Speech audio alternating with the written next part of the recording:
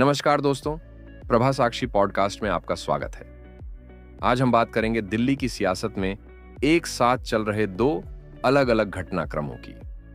एक तरफ कॉकरोच जनता पार्टी के बैनर तले युवाओं और छात्रों का प्रदर्शन लगातार उग्र होता नजर आ रहा है और सरकार के खिलाफ जमकर नारेबाजी की जा रही है। वहीं दूसरी तरफ राजधानी में प्रमुख मुस्लिम नेताओं और धार्मिक संगठनों की एक अहम बैठक की तैयारियां भी चर्चा का विषय बनी हुई हैं। ऐसे में सवाल उठ रहे हैं कि क्या छात्रों का आंदोलन और यह नई राजनीतिक गोलबंदी महज संयोग है या फिर सरकार पर अलग अलग मोर्चों से दबाव बनाने की कोशिश के तौर पर देखा जा रहा है। आइए समझते हैं राजधानी दिल्ली में बन रहे इस नए सियासी समीकरण का पूरा गणित। दरअसल Indian Muslims for civil rights नामक संगठन ने आगामी 24 जुलाई को दिल्ली में एक महत्वपूर्ण बैठक बुलाने की घोषणा की है। बताया जा रहा है कि इस बैठक में मुस्लिम समुदाय की कई प्रमुख हस्तियां हिस्सा लेंगी। मीडिया रिपोर्टों के मुताबिक कांग्रेस नेता सलमान खुर्शीद, एआईएमआईएम प्रमुख असदुद्दीन ओवैसी समेत विभिन्न राजनीतिक दलों के कई मुस्लिम सांसद भी इसमें शामिल हो सकते हैं। इसके अलावा जमात-ए-इस्लामी, जमात अहले हदीस और all India Muslim personal law board जैसे संगठनों के प्रतिनिधियों के भी शामिल होने की संभावना जताई जा रही है। ऐसे में यह बैठक राजनीतिक और सामाजिक दोनों दृष्टि से महत्वपूर्ण मानी जा रही है। इस सम्मेलन को लेकर कई तरह की चर्चाएं भी शुरू हो गई हैं। कुछ राजनीतिक टिप्पणीकारों और आलोचकों का आरोप है कि इस मंच के जरिए सरकार के खिलाफ माहौल बनाने की कोशिश हो सकती है। वहीं बैठक के आधिकारिक एजेंडे में मदरसों पर प्रशासनिक कार्रवाई, समान नागरिक संहिता यानी यूसीसी, बुलडोजर कार्रवाई और मुस्लिम समुदाय से जुड़े अन्य मुद्दों पर चर्चा का उल्लेख किया गया है।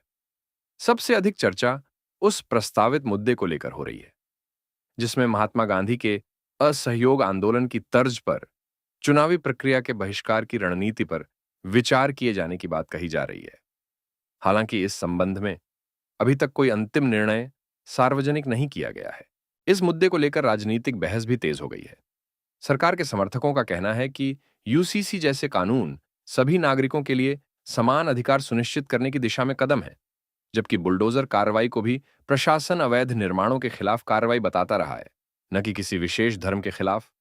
दूसरी ओर कुछ मुस्लिम संगठन इन मुद्दों को लेकर अपनी चिंताएं लगातार उठाते रहे हैं।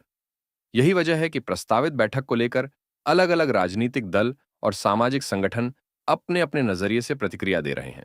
आयोजकों का तर्क है कि यह बैठक मुस्लिम समुदाय से जुड़े मुद्दों और राजनीतिक प्रतिनिधित्व पर चर्चा के लिए बुलाई जा रही है। वहीं आलोचकों का कहना है कि यदि चुनाव के बहिष्कार जैसी अपील की जाती है तो इससे लोकतांत्रिक प्रक्रिया कमजोर हो सकती है।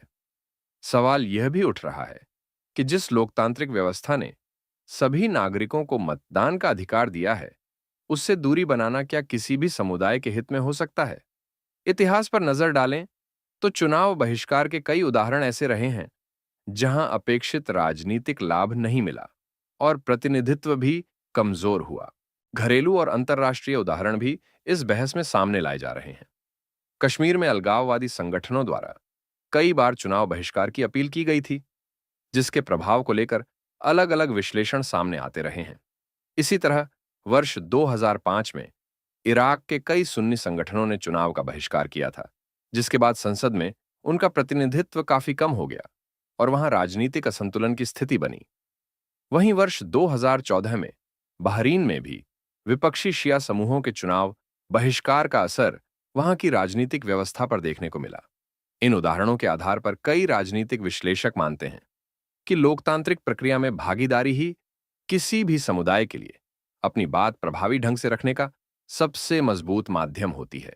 अब देखना होगा कि दिल्ली में होने वाली यह बैठक किस दिशा में आगे बढ़ती है और इसमें लिए जाने वाले फैसलों का देश की राजनीति पर क्या असर पड़ता है। आज के एपिसोड में बस इतना ही।